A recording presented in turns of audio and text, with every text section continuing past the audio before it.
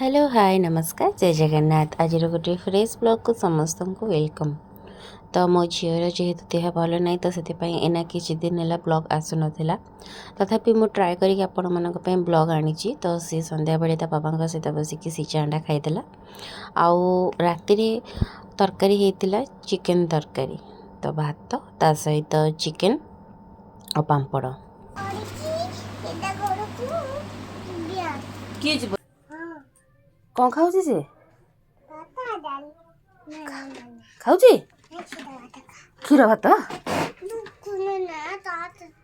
ढोकुनी ढोकुनी आ कौन करुची कौन करुची से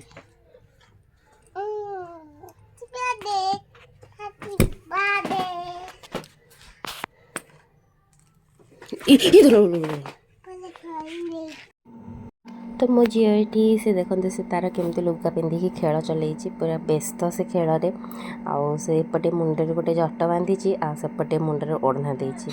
से जट को मुंडे ओढ़ना तो रहुनी से गोटे झाड़ू धरिकी पा पोछा को धरिकी ओढ़ी माने से देखुचे आम समस्ते जमी घर काम करुचु सेटा को देखिकी ही से तार खेल लगी पड़ी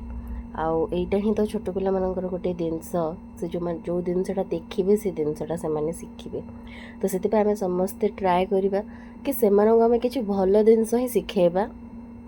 भल कथा कहबा से आगे भल जिनस करवा जोटा कि से शिखे कहीं से भल कोटा खराब कोटा जानी ना तो सहीटा आम से रिकग्नाइज कराइबा कोटा भल और कोटा खराब तो ये देखते से लास्ट को पा पोछ आनी कबाटे बाड़ूची कहीं सी देखुची जिते पा पोछ जड़ा हो कबाटे बाड़ी ही जड़ा हो तो से तार खेल तो मजलिस तो मुझे संध्या बेले बाहरी जाइली चलवाक चलिया देखो एत जोरे मेघ आसला मुझे जानी भी नी घर बाहर आसिक तो जमा भी मेघ नाला आधा बाटर एत जोरे वर्षा काचिला ना आगू किसी ना पछकू था शेष में फाइनाली ओदा हेली तो घर को आसिक मोर हेल्दी ड्रिंक पी देती आ हेल्दी ड्रिंक रेसिपी जहाँ दरकार से कमेंट करूँ आ राति कर चिकेन पकोड़ा तो आज रही जय जगन्नाथ।